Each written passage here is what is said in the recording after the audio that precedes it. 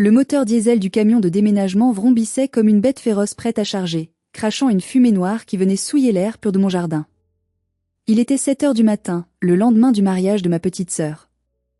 Je me tenais sur le perron de ma villa, une tasse de café à la main, observant la scène avec une incrédulité qui se transformait lentement en une rage froide et calculatrice.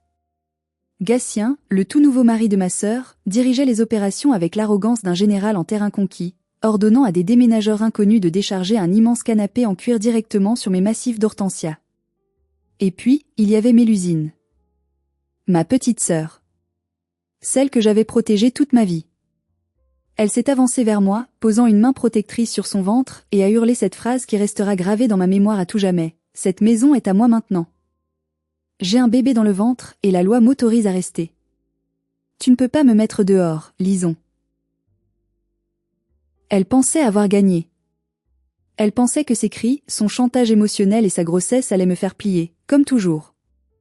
Mais ce qu'elle ignorait, alors que je la regardais avec un sourire énigmatique, c'est que derrière la lourde porte en chêne de mon bureau, mon avocat et 2 officiers de police attendaient, en silence, mon signal pour détruire leur plan machiavélique.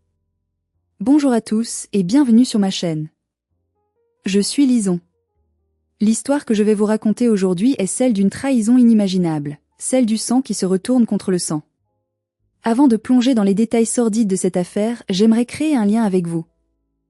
Dites-moi dans les commentaires depuis quelle ville ou quel pays vous écoutez cette histoire, et quelle heure il est chez vous en ce moment. J'aime savoir que nous sommes connectés à travers le monde face à ces épreuves de la vie. Pour comprendre comment nous en sommes arrivés à ce matin fatidique, il faut remonter le temps.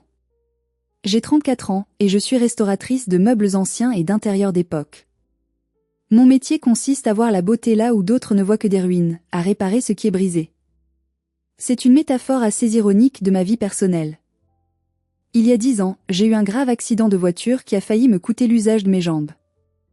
Pendant des mois de rééducation douloureuse, j'ai appris une leçon brutale, on est seul face à son destin. Ma famille était trop occupée pour me soutenir. C'est cette solitude qui a forgé mon caractère d'acier. J'ai travaillé sans relâche, économisant chaque centime, pour acheter cette maison à Annecy. C'était une ruine quand je l'ai trouvée, une vieille bâtisse abandonnée avec une vue imprenable sur le lac. J'ai passé 4 ans à la rénover de mes propres mains, ponçant les poutres, posant les pierres, créant mon sanctuaire. Cette maison n'est pas juste un investissement immobilier, c'est ma revanche sur la vie, c'est la preuve tangible que je peux survivre à tout. Mais ma tranquillité a été brisée il y a 2 mois par un appel de ma mère, Odette. Odette est une femme qui maîtrise l'art de la culpabilité comme personne. Sa voix au téléphone était mielleuse, trop douce pour être honnête. « Ma chérie, a-t-elle commencé, tu sais que le mariage de ta sœur approche ? Nous avons un petit souci. Mélusine, ma sœur de 26 ans, est l'enfant doré. Celle qui n'a jamais eu tort, celle qui a toujours tout obtenu en battant des cils. Elle allait épouser Gatien, un agent immobilier raté aux dents longues. Je ne savais pas encore que ce petit souci allait se transformer en une guerre ouverte pour la possession de mon toit. Mélusine a toujours été une énigme pour moi. Comment 2 sœurs élevées sous le même toit peuvent-elles être si différentes ? Alors que je passais mes étés à travailler pour payer mes études, Mélusine passait les siens à bronzer, financée par nos parents. Elle a cette capacité terrifiante de croire ses propres mensonges. Si elle perdait un emploi, c'était la faute du patron tyrannique. Si elle échouait à un examen, c'était le système qui était injuste. Elle n'a jamais assumé la moindre responsabilité de sa vie. Et maman, Odette, était son éternelle complice, balayant les dégâts de Mélusine sous le tapis en répétant « Elle est si sensible, il faut la protéger ». Le lendemain de l'appel, elles ont débarqué chez moi. Mélusine était accompagnée de Gatien. Dès qu'il a franchi le seuil, j'ai vu son regard. Ce n'était pas le regard d'un invité qui admire une belle maison. C'était le regard d'un inspecteur, d'un prédateur évaluant la valeur d'une proie. Il scannait les murs, le parquet en chêne massif, la hauteur sous plafond. Sacrée baraque, Lison, a-t-il sifflé. Avec la flambée de l'immobilier à Annecy, tu es assise sur une mine d'or. Je n'ai pas relevé, me contentant de servir le café. Ma mère n'a pas perdu de temps. Elle a posé sa tasse avec un soupir théâtral. Lison, c'est une catastrophe. Le lieu de réception que nous avions réservé pour le mariage a annulé. Ils ont fait faillite. Mélusine est à la rue pour son grand jour. Mélusine, assise à côté d'elle, a sorti un mouchoir immaculé pour essuyer une larme inexistante. Tout est fichu, a-t-elle geint. Je ne peux pas me marier dans une salle des fêtes municipales. Je vais être la risée de tout le monde. Je savais pertinemment que c'était faux. Mélusine vit au-dessus de ses moyens depuis toujours, et mes parents, bien que confortables, n'ont pas les fonds pour le genre de château qu'elle visait. Ils n'avaient probablement jamais rien réservé, comptant sur une solution miracle de dernière minute. C'est terrible, ai-je dit poliment, gardant mes distances. Mais je suis sûre que vous trouverez autre chose. Mais la solution est là, s'est exclamée ma mère en écartant les bras, désignant mon salon. Ta maison. Elle est parfaite. Le jardin pour la cérémonie, la terrasse pour le vin d'honneur. C'est magnifique et ça reste en famille. C'est le destin, lisons. J'ai senti mon estomac se nouer.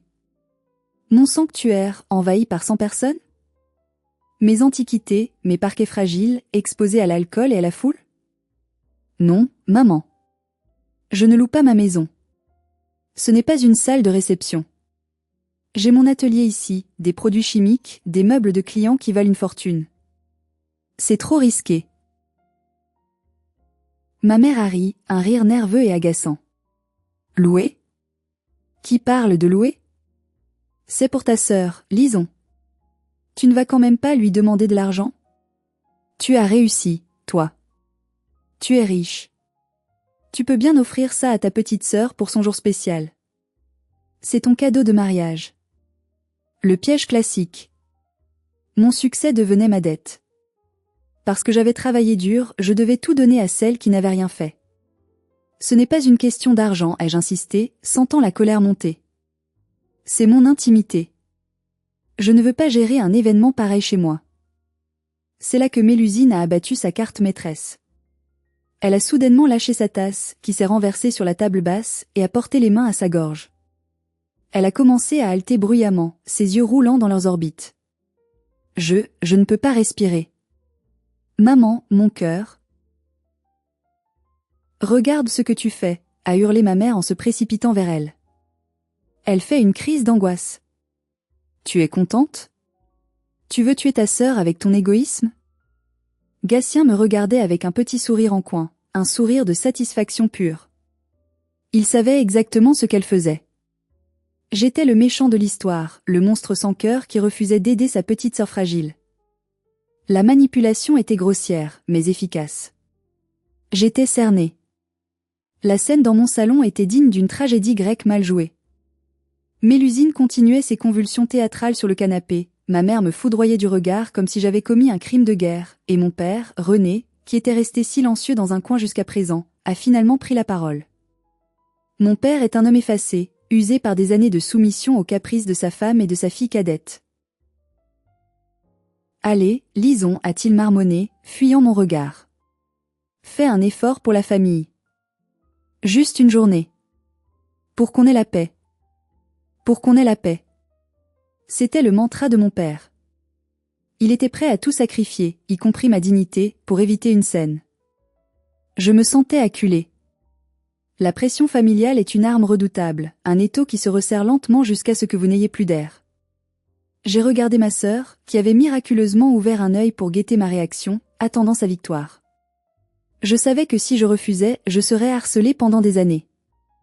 Je serais celle qui a gâché le mariage. D'accord, ai-je lâché, épuisée par tant de toxicité.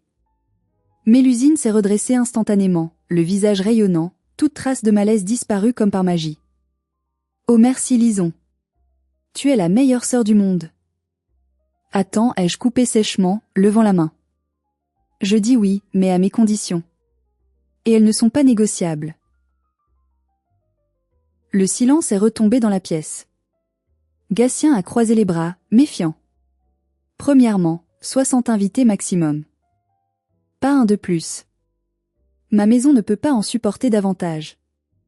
Deuxièmement, la fête se termine à 20 heures précises. Pas de musique forte après 19 heures pour respecter le voisinage et mes propres nerfs. Troisièmement, et c'est le plus important, personne ne monte à l'étage. Les chambres, mon bureau, ma salle de bain personnelle sont strictement interdits. L'accès se limite au jardin et au salon du rez-de-chaussée. J'installerai des cordons de sécurité. Gatien a froncé les sourcils, visiblement contrarié. 20 heures? C'est ridicule. C'est un mariage, Lison, pas un goûter d'anniversaire pour enfants. On pensait danser jusqu'au bout de la nuit.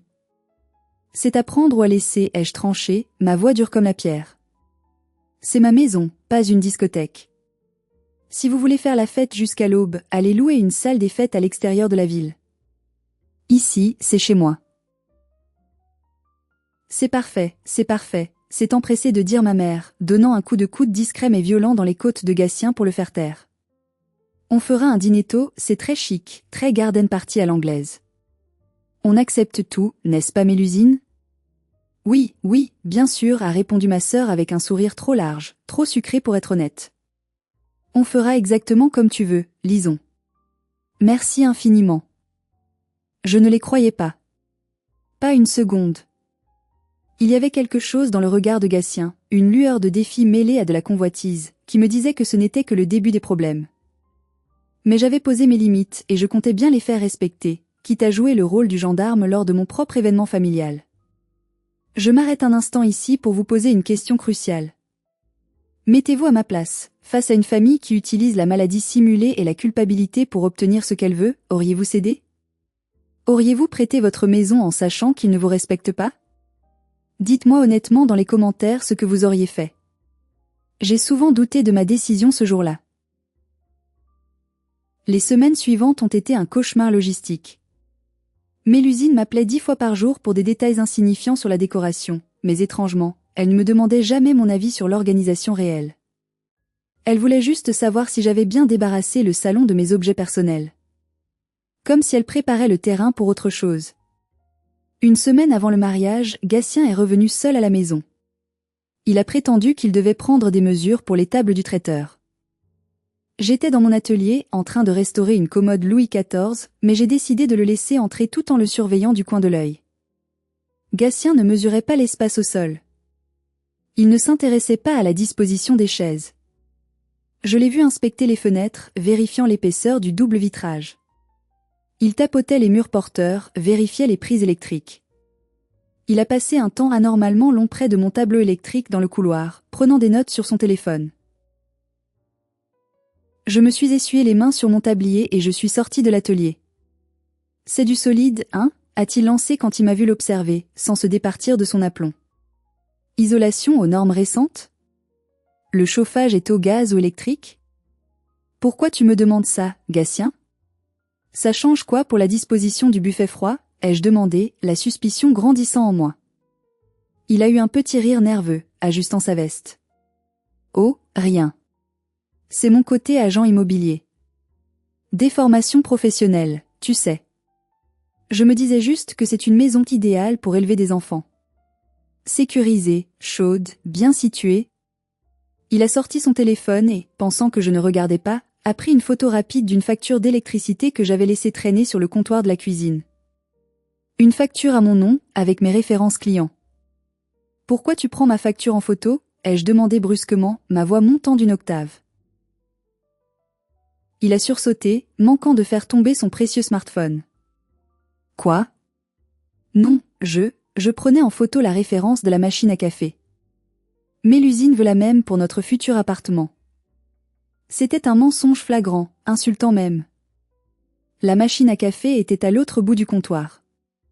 Une alarme stridente a commencé à sonner dans ma tête. Ce n'était pas le comportement d'un futur beau-frère un peu curieux ou maladroit. C'était le comportement d'un espion, d'un prédateur qui évalue sa future tanière.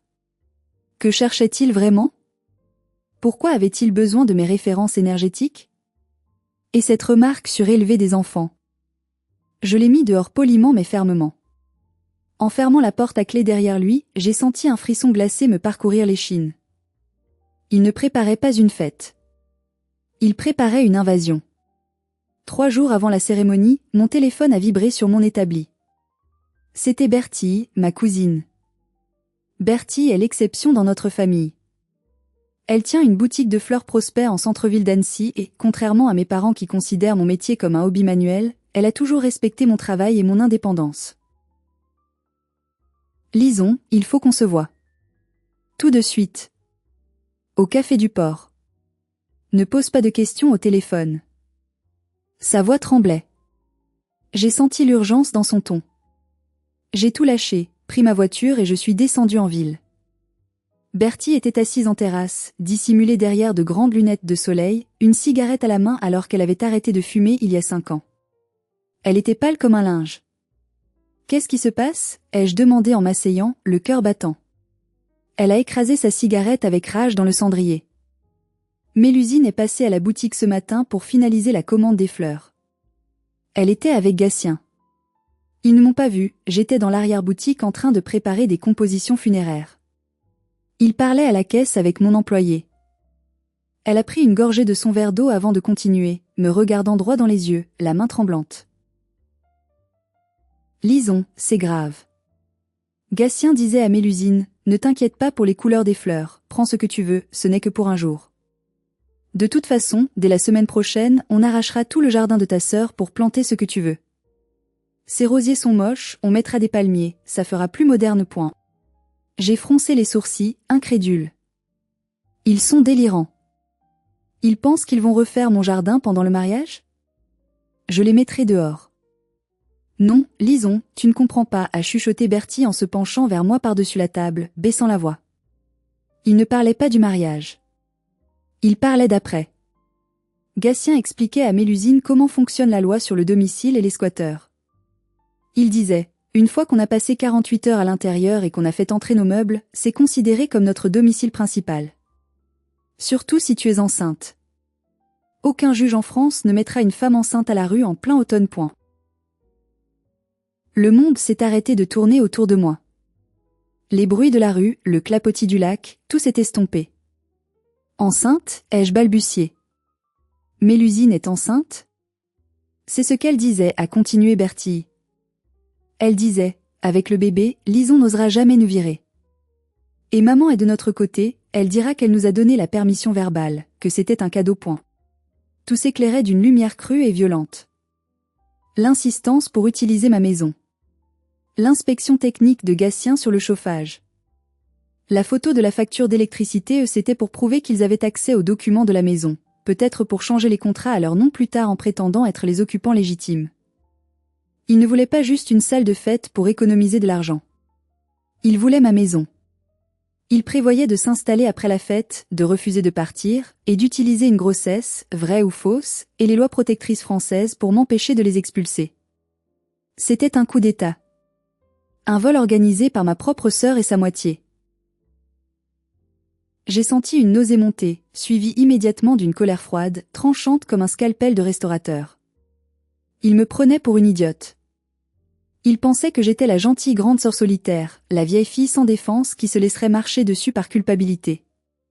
Merci, Bertie, ai-je dit en me levant, mes jambes tremblant légèrement sous le choc. Tu viens de me sauver la vie. Qu'est-ce que tu vas faire ? A-t-elle demandé, inquiète. Tu vas annuler le mariage ? Ils vont faire un scandale. Non, ai-je répondu, un plan froid se formant déjà dans mon esprit. Si j'annule maintenant, ils joueront les victimes, diront que je suis jalouse, et trouveront un autre moyen de me nuire ou de s'incruster plus tard. Je vais les laisser venir. Je vais les laisser croire qu'ils ont gagné. Et quand ils seront au sommet de leur arrogance, je vais les écraser. Je savais exactement qui appeler. Il était temps de passer à l'offensive. Je suis sortie du café, le téléphone déjà à l'oreille.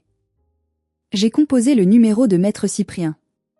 Cyprien n'est pas seulement un excellent avocat spécialisé dans le droit immobilier et les litiges de propriété, c'est aussi un ami d'enfance. Il connaît ma famille. Il a vu comment ma mère me traitait quand nous étions enfants. Il sait de quoi ils sont capables. Cyprien, j'ai besoin de toi. C'est urgent. Gatien et Mélusine préparent un squat organisé chez moi sous couvert de leur mariage. Il m'a reçu dans son cabinet 1 heure plus tard. L'ambiance était studieuse, entourée de codes civils. Quand je lui ai exposé les faits, les conversations entendues par Bertie, les photos de factures, l'insistance suspecte, son visage s'est durci. Il a ôté ses lunettes et s'est massé les tempes. C'est un classique, malheureusement, a-t-il soupiré. Il compte sur 2 choses, le fait que tu ne porteras pas plainte contre ta propre chair, et sur la complexité de la justice française. S'ils s'installent, changent une serrure et reçoivent du courrier chez toi, ils deviennent occupants de fait. La procédure d'expulsion peut prendre 2 ans. Et s'il y a un enfant, les juges sont très réticents à expulser. Tu perdrais la jouissance de ta maison pendant des années. Je ne laisserai pas ça arriver, Cyprien. C'est ma vie, cette maison. Alors on doit blinder ta défense avant qu'ils ne posent leur valise, a-t-il dit en ouvrant son ordinateur portable. On va transformer leur piège en leur propre prison. Voici ce qu'on va faire. Le plan était chirurgical. D'abord, la surveillance. Le soir même, j'ai fait installer 4 microcaméras haute définition chez moi par un professionnel de confiance. Une dans le salon, une dans l'entrée, une dirigée vers le jardin, et une, cachée dans un détecteur de fumée factice dans le couloir menant aux chambres. Elles enregistraient le son et l'image et envoyaient tout sur un serveur sécurisé. Ensuite, le piège juridique. Cyprien a rédigé un contrat. Pas un simple accord verbal, mais un contrat de mise à disposition temporaire de lieu pour événements privés à titre gratuit. C'était un document de 10 pages, dense et précis. Le lendemain, j'ai appelé Mélusine.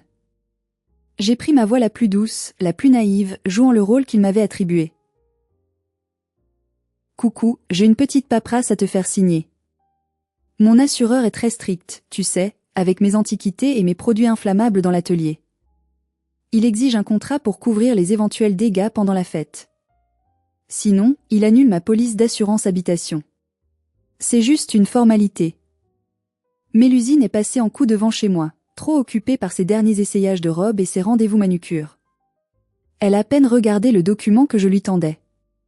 PFF, tu es tellement procédurière, lisons. Toujours à t'inquiéter pour rien. Donne-moi ça. Elle a signé avec un gribouillis rapide. Gatien, qui l'attendait dans la voiture, est entré pour signer aussi, sans lire les petits caractères, trop confiant dans son plan. S'ils avaient lu l'article 5, alinéa 3, écrit en caractères standards mais juridiquement contraignants, ils auraient vu ceci. L'occupation des lieux est strictement limitée aux horaires 10h, 20h le jour de l'événement. Toute présence au-delà de cet horaire, ou toute tentative de domiciliation, apport de meubles, changement de serrure, sera considérée comme une violation de domicile et une occupation sans droit ni titre, entraînant une pénalité immédiate de 50 000 € et une expulsion immédiate par les forces de l'ordre, les signataires renonçant expressément à tout droit au maintien dans les lieux. Ils ont signé leur propre arrêt de mort judiciaire sans même s'en rendre compte. Voilà, c'est fait, a dit Mélusine en jetant le stylo sur la table. À samedi, grande sœur. Prépare-toi à être éblouie par la plus belle mariée de l'année. Oh, je suis prête, ai-je murmuré en refermant la porte derrière elle. Plus que tu ne le crois. J'avais le contrat. J'avais les caméras. J'avais prévenu la gendarmerie locale d'un risque de trouble grâce au contact de Cyprien. Ma maison était devenue une forteresse invisible. Il ne restait plus qu'à attendre l'assaut. Le samedi matin, le ciel au-dessus d'Annecy était d'un bleu pur, sans le moindre nuage, reflétant les montagnes dans les eaux calmes du lac. Une journée parfaite pour un mariage. Une journée parfaite pour une trahison. Dès 9h, les prestataires sont arrivés. Je n'avais autorisé qu'un traiteur modeste pour un buffet froid, mais j'ai vu débarquer une équipe complète avec des équipements de sonorisation dignes d'un concert de rock. Excusez-moi, ai-je dit au technicien son qui déchargeait d'énormes caissons de basse. On avait dit musique d'ambiance seulement. Pas de grosse enceinte. Le contrat est clair. Le type a haussé les épaules, continuant son travail. Le marié a commandé le pack festival. J'installe ce qu'on m'a dit, madame. Voyez avec lui. J'ai serré les dents. Premier accroc au contrat. Je n'ai rien dit. J'ai laissé faire. Plus il violait les règles, plus mon dossier serait solide devant un juge. J'ai noté l'heure et la violation dans mon carnet. À 11h, les invités ont commencé à affluer. J'avais stipulé 60 personnes.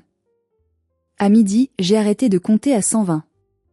Il y avait des gens partout.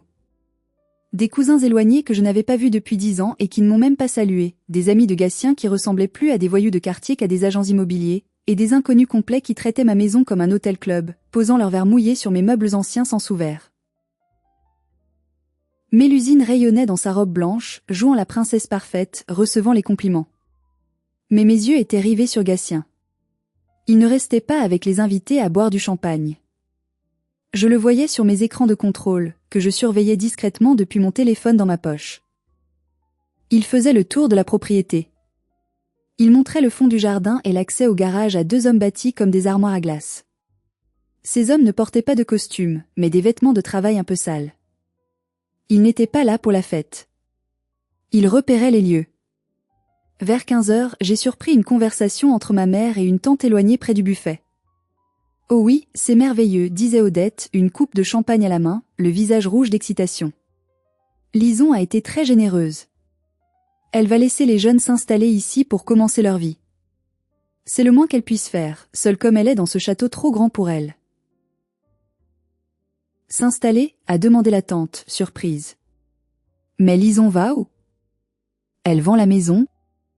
Oh, Lison trouvera bien quelque chose, a balayé ma mère d'un geste de la main. Elle est débrouillarde, elle a de l'argent. Et puis, la priorité, c'est le bébé qui arrive. La famille d'abord. J'ai senti mes ongles s'enfoncer dans mes paumes jusqu'au sang. Ma propre mère annonçait déjà mon départ, mon éviction, comme si c'était acquis. Comme si j'étais déjà morte et enterrée, et qu'il se partageait mon héritage avant même que mon corps ne soit froid. Mais le pire était à venir. Vers 16 heures, j'ai vu l'un des hommes invités, l'une des armoires à glace, sortir un petit tournevis de sa poche et s'approcher discrètement de la serrure de ma porte de garage latérale. Il ne la réparait pas. Il la sabotait pour qu'elle ne ferme plus correctement. Il préparait les points d'entrée pour la nuit, s'assurant qu'il pourrait faire entrer du matériel même si je verrouillais la porte principale. Mon cœur battait à tout rompre. Il n'allait pas attendre le lendemain. L'invasion avait déjà commencé, sous couvert de festivités. J'ai envoyé un message codé à Cyprien, code rouge. Il sabote les accès. Ils sont plus nombreux que prévu.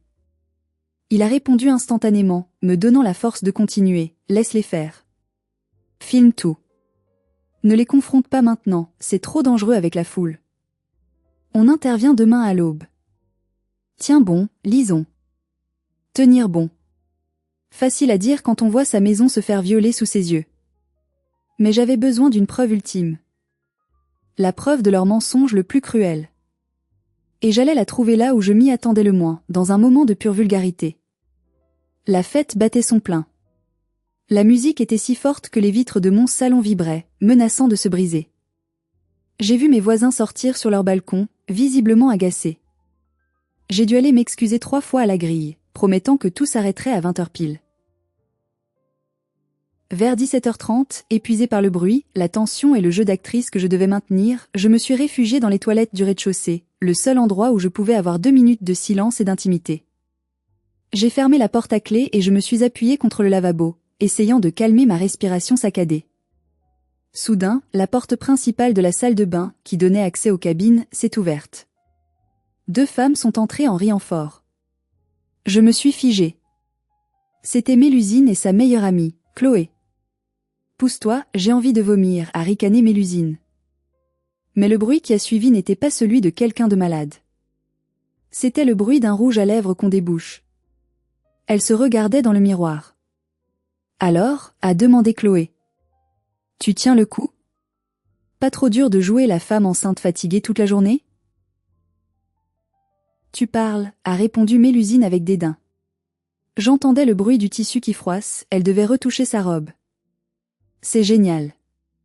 Dès que je touche mon ventre ou que je fais une grimace, maman accourt avec des petits fours et une chaise. J'aurais dû inventer ce bébé plus tôt, c'est le ticket gagnant. Mon cœur a cessé de battre un instant. Je savais que c'était une possibilité, Bertie m'avait prévenu, mais l'entendre de sa propre bouche, avec ce ton de mépris absolu. C'était une confirmation brutale. Et pour la maison, a chuchoté Chloé, excitée par la machination. Tu es sûre que ça va marcher ? Lison n'est pas bête. À 100%, a assuré Mélusine, sa voix pleine d'une arrogance glaçante. J'ai acheté un test de grossesse positif sur Internet pour le montrer si besoin aux flics. Ce soir, je simule des contractions vers 19h50. Gatien a dit qu'une fois qu'on dort ici, c'est fini. Lison ne pourra rien faire. Elle n'osera pas mettre sa sœur et son futur neveu dehors. Et si elle essaie, maman lui fera vivre un enfer, elle montera toute la famille contre elle. Elle a éclaté de rire, un rire cruel. Imagine sa tête quand elle verra le camion demain matin. Cette vieille fille aigrie va enfin servir à quelque chose, me donner la vie que je mérite. Elle a assez profité, c'est mon tour. Elles sont sorties en gloussant, laissant derrière elle une odeur de parfum bon marché et de trahison. Je suis restée là, pétrifiée. Vieille fille aigrie. Servir à quelque chose. Voilà ce que j'étais pour elle. Pas une sœur. Pas un être humain. Juste une ressource à exploiter. Une vache à lait qu'on trait jusqu'à la mort. J'ai sorti mon téléphone de ma poche, les mains tremblantes. J'avais eu le réflexe, acquis par paranoïa, de lancer l'enregistrement vocal dès que j'avais reconnu sa voix. J'avais tout. L'aveu du faux bébé, l'aveu du squat prémédité, l'aveu de la manipulation psychologique sur notre mère. J'ai regardé mon reflet dans le miroir. J'étais pâle, cernée, mais mes yeux brillaient d'une détermination nouvelle, froide et implacable. La tristesse avait disparu. Il ne restait que la guerre. Tu veux jouer, Mélusine? Tu veux simuler des contractions? Très bien. Je vais t'offrir une scène finale que tu n'oublieras jamais. Je suis sortie des toilettes, la tête haute. Il était 18 heures. Plus que 2 heures avant l'échéance du contrat. Le compte à rebours était enclenché, et j'étais prête à faire sauter la bombe. 19h55, le soleil commençait à se coucher sur le lac, teintant le ciel d'orange et de violet. La musique s'est arrêtée, comme je l'avais exigé, mais l'atmosphère était électrique. Les invités commençaient à partir, mais le noyau dur restait. Gatien, ses parents à lui, mes parents, et les 2 gros bras que j'avais repérés plus tôt, qui traînaient près de la cuisine. J'ai regardé ma montre ostensiblement. Il est 20 heures. La fête est finie. Merci à tous d'être venus. Tout le monde dehors, s'il vous plaît. C'est là que la performance digne d'un mauvais film a commencé. Mélusine, qui était assise sur le canapé en train de siroter un jus de fruits, a soudain lâché son verre. Il s'est brisé sur le sol avec un fracas qui a fait taire tout le monde. Aïe! Aïe! A-t-elle crié en se pliant en deux, les mains crispées sur son ventre plat. Mon bébé! Ça fait mal. Gatien, fais quelque chose. C'était surjoué, grotesque. Mais Odette s'est précipitée comme une lionne. Oh mon Dieu! C'est le stress. Elle a trop forcé. Il faut appeler les pompiers tout de suite. Non, a coupé Gatien immédiatement, s'interposant entre ma mère et son téléphone. Pas les pompiers. Pas d'hôpital. Elle a juste besoin de repos absolu. On ne peut pas la bouger, c'est trop dangereux pour l'enfant. Le médecin a dit, repos strict au moindre signe. Il s'est tourné vers moi, le visage faussement inquiet, mais avec ce même regard triomphant. Lison, on ne peut pas partir. Elle doit s'allonger immédiatement. On va dormir ici ce soir. Juste cette nuit, pour la sécurité du bébé. Le piège se refermait. Si je disais non, j'étais le monstre qui mettait en danger un bébé, même imaginaire. Si je disais oui, ils s'installaient, et selon la loi, ou leur interprétation de celle-ci, ils commençaient leur occupation. J'ai joué le jeu. J'ai pris un air résigné, battu. D'accord. Si c'est pour le bébé. Je ne veux pas prendre de risques. Un sourire fugace est passé sur les lèvres de Mélusine, vite caché par une grimace de douleur. Mais vous dormez dans le salon, ai-je ajouté. Je vous donne des couvertures et des oreillers. Personne ne monte à l'étage. Je veux que ma zone privée reste privée. Maman m'a foudroyé du regard. Tu es incroyable, Lison. Ta sœur souffre et tu vas la faire dormir sur un canapé? Alors que tu as 3 chambres vides à l'étage?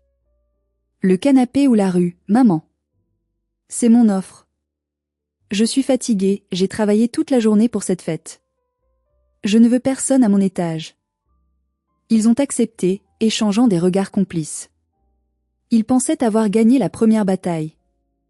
Ils étaient à l'intérieur. Ils avaient passé le verrou de 20 heures. Ils avaient un pied dans la porte. Merci Lison, a dit Gatien avec un sourire mielleux. On va se débrouiller. Va te reposer, on gère tout. J'ai vu les 2 gros bras s'installer confortablement dans les fauteuils, comme des gardes du corps, refusant de partir. Mes parents sont partis à regret, rassurés que leur précieuse Mélusine soit à l'abri chez sa méchante sœur. Bonne nuit, ai-je dit froidement. Je suis montée à l'étage. J'ai verrouillé la porte blindée qui sépare le rez-de-chaussée du premier étage, une installation que j'avais faite après mon accident pour me sentir en sécurité. J'ai activé l'alarme périmétrique de l'étage. Puis, je me suis assise devant mes écrans de contrôle dans mon bureau. La nuit allait être longue. Sur l'écran, je voyais Mélusine se relever dès qu'elle a entendu ma porte se verrouiller. Plus aucune trace de douleur. Elle a marché vers le bar, a ouvert une bouteille de champagne qui restait. À notre nouvelle maison, a-t-elle trinqué avec Gatien en riant. Ils ont ri. Ils ont commencé à déplacer mes meubles, poussant ma table basse antique avec le pied. Gatien a décroché un tableau de mon grand-père pour voir s'il y avait un coffre-fort derrière. J'ai regardé tout cela en silence, les poings serrés, enregistrant chaque seconde sur le disque dur.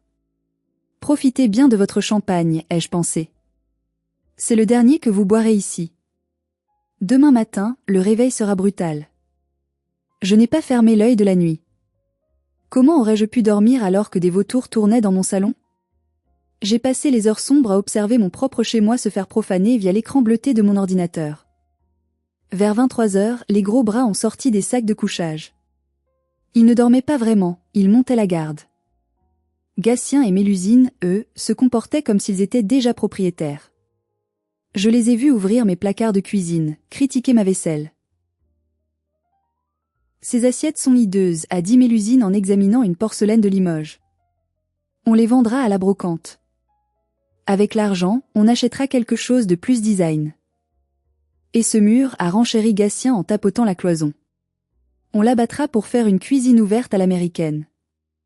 Ça donnera de la valeur. Entendre ça me donnait la nausée. Il planifiait la destruction de mon œuvre, de mes années de travail, avec une désinvolture terrifiante. C'était comme s'il me dépeçait vivante. Vers 3 heures du matin, le silence est enfin tombé. Ils se sont endormis sur mon canapé et sur des matelas gonflables qu'ils avaient cachés dans le coffre de leur voiture. J'en ai profité pour envoyer un dernier rapport à Cyprien. Ils sont installés. Preuve de la fausse grossesse enregistrée. Preuve des dégradations enregistrées. Ils dorment. Je suis prête pour cette heure. Sa réponse fut brève, repose-toi si tu peux. Demain, c'est la fin du jeu. Je me suis assise dans mon fauteuil face à la fenêtre, regardant le lac noir. J'ai repensé à mon enfance, à toutes les fois où j'avais dû céder mes jouets à Mélusine parce qu'elle pleurait. À toutes les fois où mes parents m'avaient dit sois la plus intelligente, laisse-la faire. J'avais passé ma vie à céder. À reculer pour avoir la paix. Mais cette nuit, quelque chose a changé. En regardant l'aube se lever doucement sur les montagnes, teintant le ciel de rose, j'ai compris que je ne reculerais plus. Cette maison était ma ligne rouge. Ils l'avaient franchie, et ils allaient en payer le prix fort.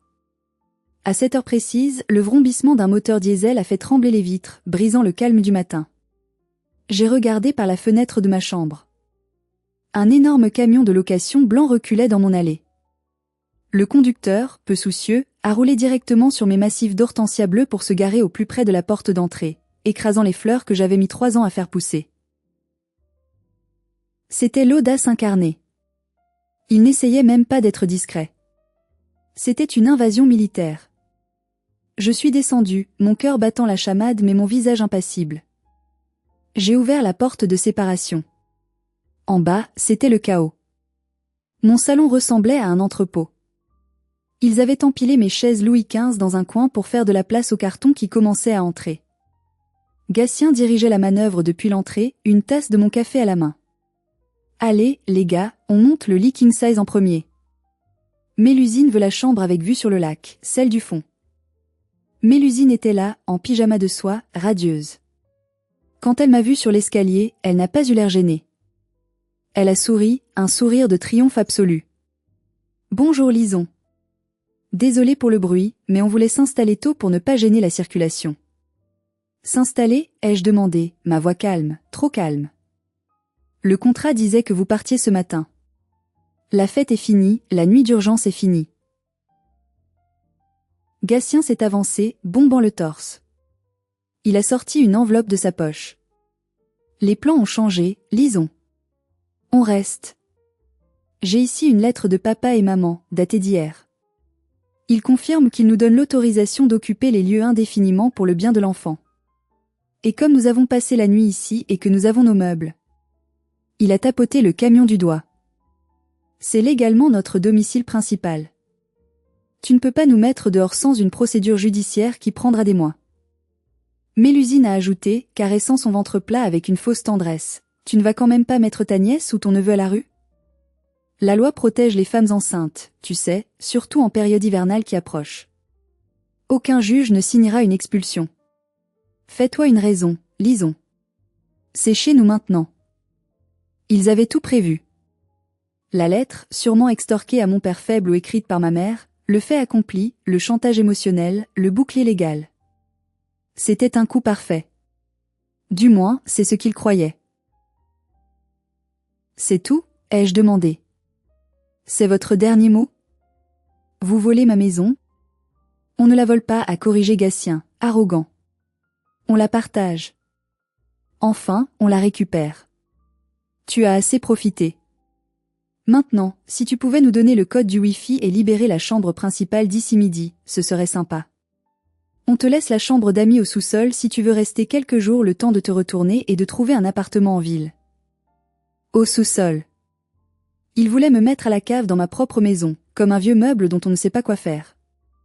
J'ai fermé les yeux un instant, savourant ce moment. C'était le point de non-retour. Très bien, ai-je dit en rouvrant les yeux. Attendez une seconde. J'ai sorti mon téléphone. J'ai tapé un seul mot dans mon message à Cyprien, maintenant. Je n'ai pas eu à attendre longtemps. En réalité, ils étaient déjà là, garés un peu plus bas dans la rue, invisibles depuis la maison, attendant mon signal. 30 secondes après mon message, une voiture noire banalisée et un fourgon de gendarmerie bleue ont déboulé dans l'allée, sirène hurlante, bloquant le camion de déménagement et l'empêchant de repartir. Le sourire de Gatien s'est effacé instantanément. Il a laissé tomber sa tasse de café qui s'est brisée au sol. C'est quoi ça? Pourquoi tu as appelé les flics? Moi, ai-je répondu innocemment. Je n'ai rien fait. C'est mon avocat qui gère. La porte de la voiture noire s'est ouverte. Maître Cyprien en est sorti, impeccable dans son costume 3 pièces, une mallette en cuir à la main. Il dégageait une autorité naturelle. Il était suivi de 4 gendarmes robustes. Mélusine a commencé à paniquer, reculant vers le canapé. Gatien, fais quelque chose. Dis-leur que c'est chez nous. Montre la lettre de maman. Gatien a tenté de jouer au dur. Il s'est avancé vers les gendarmes, essayant de retrouver sa superbe. Bonjour messieurs. Il y a un malentendu. C'est un litige civil, familial. Nous sommes locataires ici, nous avons des droits. Cyprien l'a coupé net, sans même le regarder, s'adressant directement au chef des gendarmes. Maître Cyprien, avocat de Madame Lison ici présente, propriétaire légitime. Ces individus sont en violation flagrante d'un contrat d'occupation temporaire signé il y a 48 heures. Voici le document original. Il a tendu le contrat. Article 5, pénalité immédiate pour occupation sans titre et renonciation à tout droit au maintien. Ils ont signé qu'ils partiraient à 20 heures hier. Ce papier ne vaut rien, a crié Gatien, la voix étranglée. Ma femme est enceinte. On a des droits. On ne peut pas expulser une femme enceinte. Cyprien a souri. C'était le sourire d'un requin qui sent le sang dans l'eau. Il a sorti son téléphone, connecté à une enceinte Bluetooth portable qu'il a posée sur la table. Ah, la grossesse. Gendarme, écoutez ceci, s'il vous plaît. Enregistrement daté d'hier, 17h35, dans les toilettes de cette maison. Il a appuyé sur lecture. La voix de Mélusine a résonné dans le silence matinal, claire, distincte, vulgaire. C'est génial. J'ai acheté un test de grossesse positif sur Internet. Ce soir, je simule des contractions. Cette vieille fille aigrie va enfin servir à quelque chose. Le visage de Mélusine est devenu blanc comme un linge. Elle a porté la main à sa bouche. Gatien a reculé, regardant sa femme avec horreur, réalisant qu'ils étaient piégés. Les déménageurs, sentant que le vent tournait très mal, ont arrêté de décharger et ont commencé à remonter discrètement la rampe du camion. Faux et usage de faux, tentative d'escroquerie, violation de domicile, dégradation volontaire, a énuméré Cyprien calmement. Et nous avons aussi les vidéos de surveillance montrant monsieur en train de forcer la serrure du garage hier après-midi. Le chef des gendarmes, un homme imposant qui n'avait pas l'air d'aimer les escrocs, s'est tourné vers Gatien. Monsieur, vous avez 5 minutes pour remettre tout ce qui est dans ce salon dans votre camion et quitter les lieux. Sinon, je vous embarque tous les deux pour garde à vue immédiate. Et croyez-moi, vous ne voulez pas passer le dimanche en cellule. Mais, a balbutié Gatien, terrassé. 4 minutes 50, a dit le gendarme en posant la main sur sa matraque. C'était la panique totale. Gatien s'est mis à hurler sur les déménageurs pour qu'ils rechargent le canapé, trébuchant dans les cartons.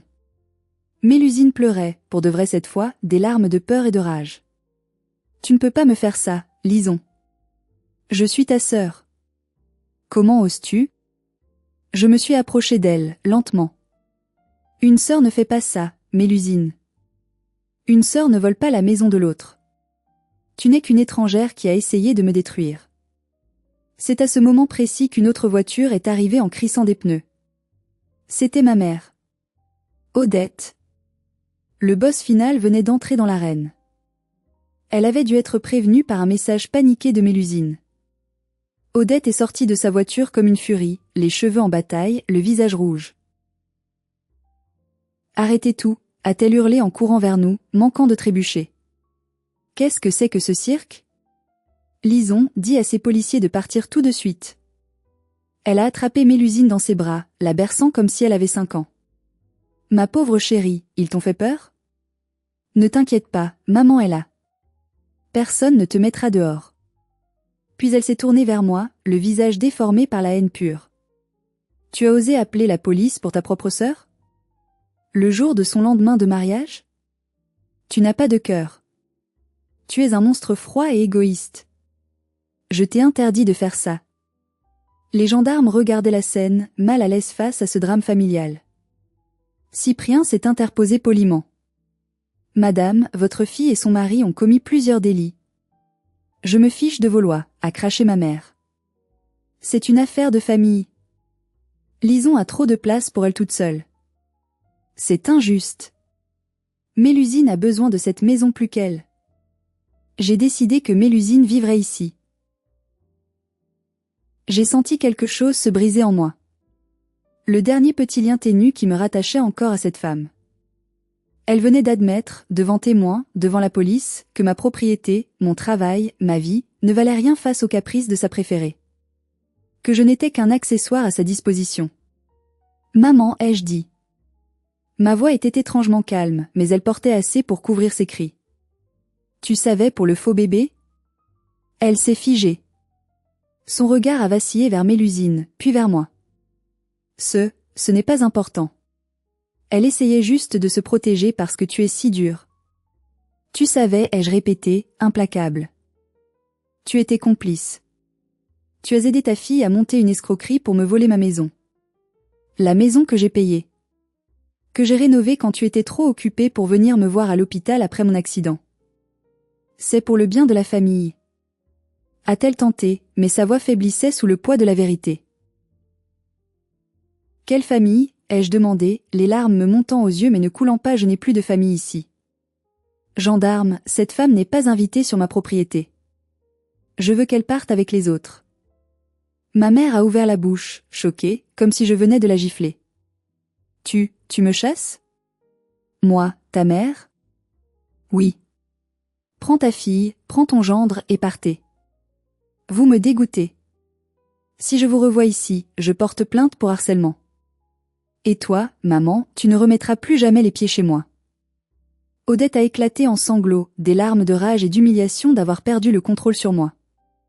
Elle a essayé de s'accrocher à mon bras, mais j'ai reculé hors de sa portée. C'est fini, maman. Tu as fait ton choix il y a longtemps. Aujourd'hui, j'assume le mien. Le chef des gendarmes a fait un signe à ses hommes. Ils se sont approchés du groupe. Allez, on y va. Tout le monde dans les véhicules. Le spectacle est terminé. Le camion a fini de charger le canapé en vrac. Gatien est monté dedans sans un regard pour sa femme, le visage livide. Il savait qu'il venait de tout perdre, la maison, l'argent et sa dignité.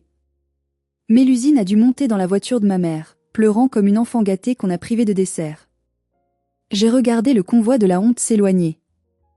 Le camion blanc, la voiture de ma mère, suivi par la voiture de gendarmerie pour s'assurer qu'il quittait bien la commune sans causer d'autres troubles.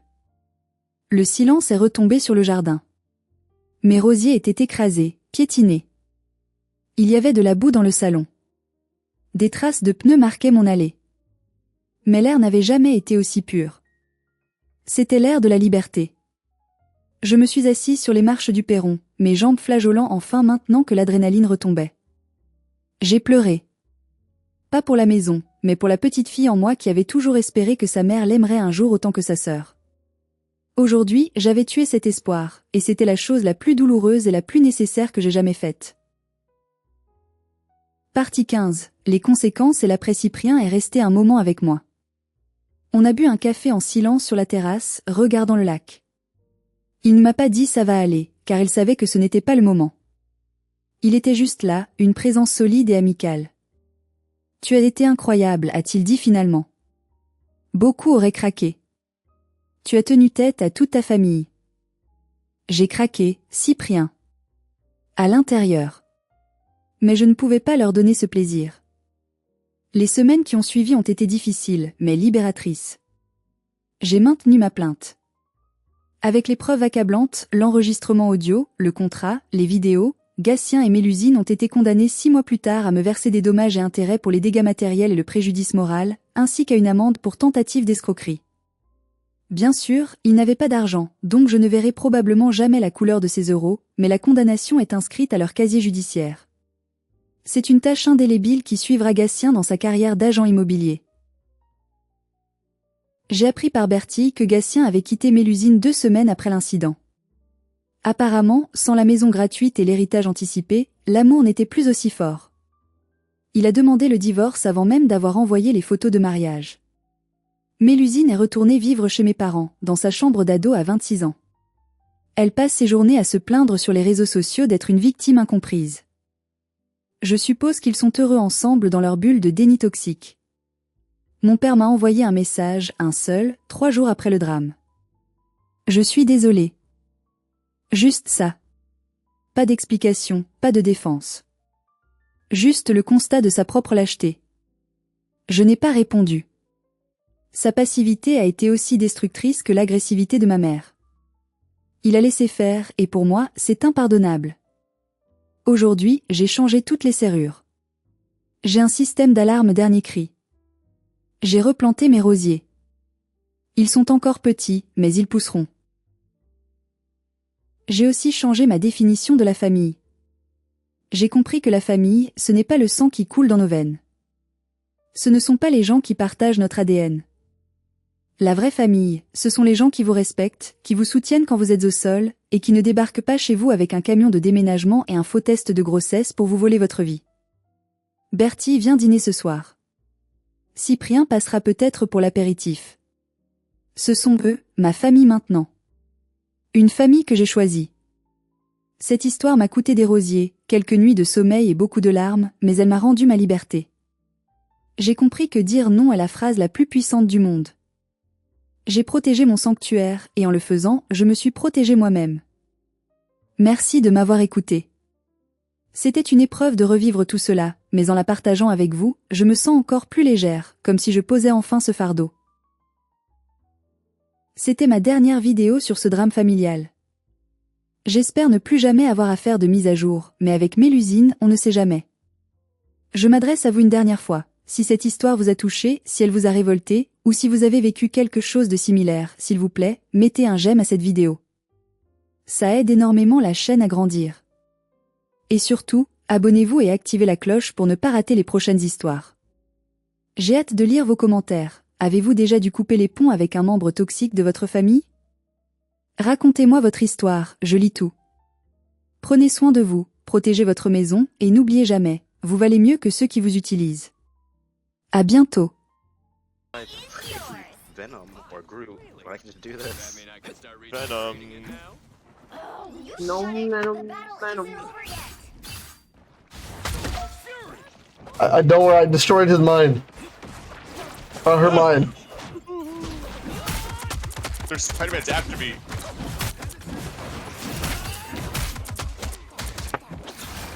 Yes.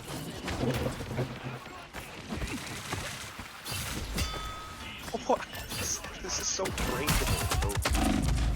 Why would I ever use Venom?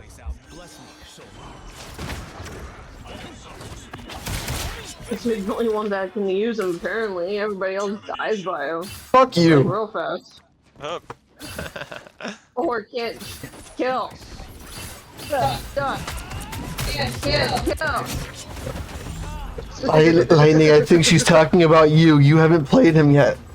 Oh. Right. Keep going. My fault. Guys, their whole team quit, by the way. Oh, no. I would too. I would quit too. Up in here. Well, I feel bad for the people coming in.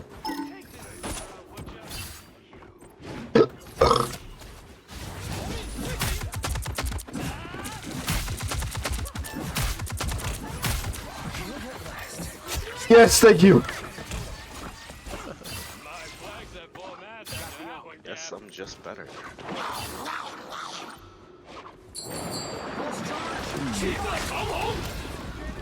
No, okay. I ulted just so I could laser the fuck out of Jeff. Thank you. He saved my life. But I didn't even save it. It was lightning. Want to win the game? Just play Tank Venom, apparently. Venom. Tank Venom, Venom, Venom, Venom. I mean, Tank Deadpool. Whoops. Venom, Venom, Venom, Venom, Venom, Venom. I personally like Venom Healer. Damn, Lightning. What'd you do?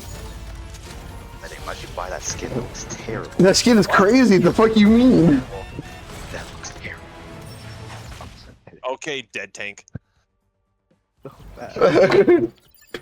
He's not even Iron Man. He's just man. He's just mad. You're just mad I went 30-0. He's just a He's man. an Iron Man. Damn, I wouldn't take that. I don't know. What do you mean? I just want a fight to go on. What? I don't know. He just wants to be an Elastigirl. Yes. Huh? This is Oh, no Yoro memento. Lobby. He said un momento. Por favor.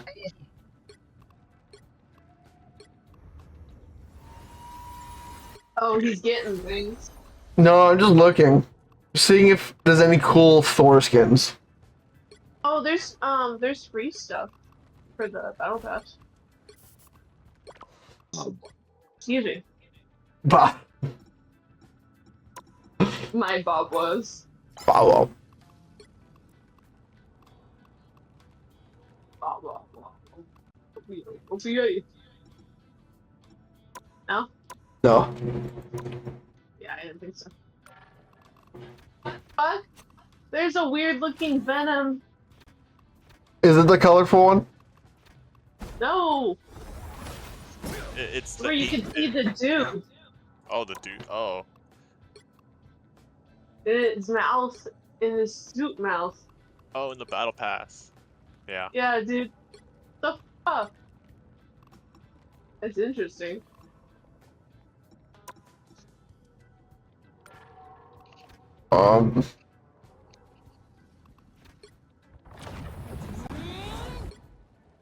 Sorry, guys. Sorry. I'm sorry. It's okay.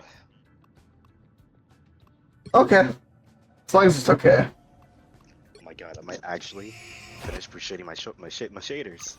It's 83%. Oh my god. I got you, Tommy. I love having a legendary title. It's so cool. What makes it legendary? Shut up.